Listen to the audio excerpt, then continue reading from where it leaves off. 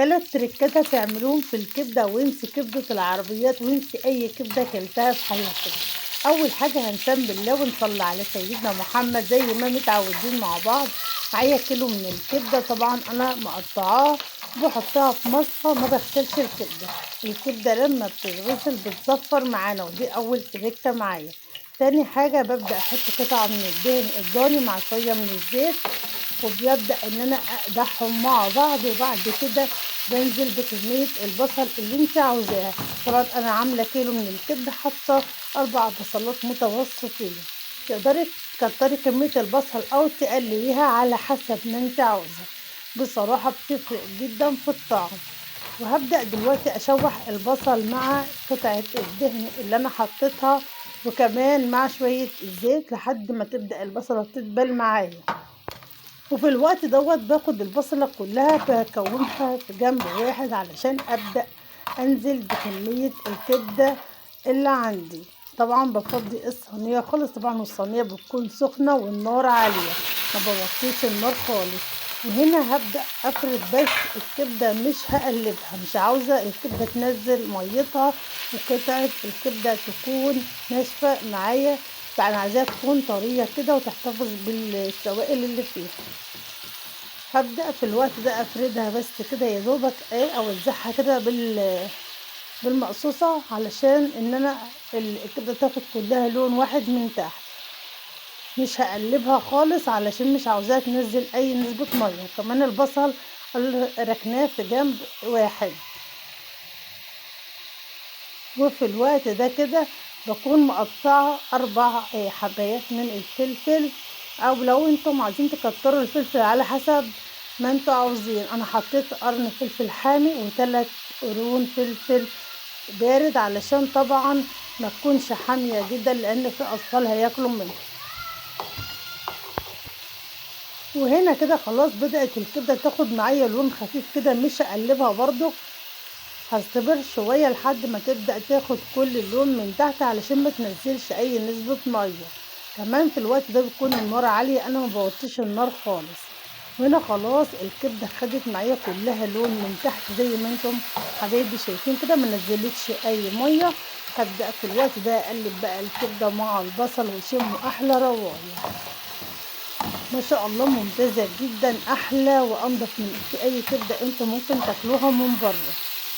كمان بيكون طعمها ممتاز جدا جدا. وفي الوقت ده هنزل كده معايا برضو الفلفل انا مجهزاه،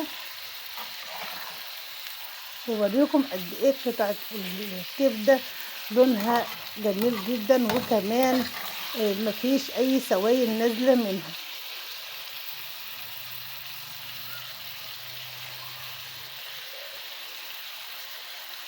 وهنا كده ما شاء الله خلاص هنزل بالفلفل اللي انا مقطعاه. زي ما قلت لكم تقدروا تحطوا الكميه اللي انتوا عايزينها من الفلفل. انا كان عندي قرن فلفل احمر وقرن فلفل اصفر واخضر، كمان قرن فلفل حامي قطعتهم، استكفيت بكده. انا عاوزه تكون نسبه الكبده اكبر من نسبه البصل ونسبه الفلفل، لان طبعا احنا اللي هناكلها. لكن بالنسبه للمحلات بيخلوا نسبه الفلفل، يعني الكيلو الكبده بيحط عليه نص كيلو من الفلفل. وهنا بقول لكم قطعه الكبده ما شاء الله طريه وجميله جدا، وما فيهاش اي نسبه من الدم، علشان انا طبعا ما قلبتهاش اول لما حطيت الكبده على النار. هسيبها حوالي دقيقتين كده، وهبدأ في الوقت دوت هقول لكم على التركه التانية اللي هتخلي الكبده ريحتها تجيب لاخر الشارع. هبدأ في الوقت دوت اوسع كده في نص الصينيه. طبعا الكبده ما فيهاش اي نسبه ميه، واللي موجود دوت الزيت طبعا والدهنه. هبدأ انزل بمعلقه من التومه، وديت التركه التانية اللي هتخلي الكبده احسن من كبده العربيات، وريحتها هتكون بنفس الريحه اللي انتوا بتشموها في الشارع وانتوا ماشيين وبتقولوا الله في ريحه كبده جامده جدا في الشارع. هنخلي معلقه الثوم دي لحد ما تبدا تاخد لون كده وريحتها تطلع. طبعا انا موسعه خالص والنار عاليه، انا ما بوطيش النار خالص على الكبده علشان قطعه الكبده ما تكونش ناشفه معايا. طبعا فابدأ في الوقت دوت يكون معايا كمان مجهزة البهارات اللي انا هضيفها على الكبدة. هحط فلفل اسمر وكمون وملح وشعرة من الكزبرة وشعرة من البابريكا لو موجود عندك. والتركة التالتة اللي هتقلب ريحة البيت والشارع وكله، معلقة من الخل على التوم. وانسي بقى اي كبدة كلتيها من بره، بصراحة طعمها تحفة جدا وكمان ريحتها ممتازة جدا جدا.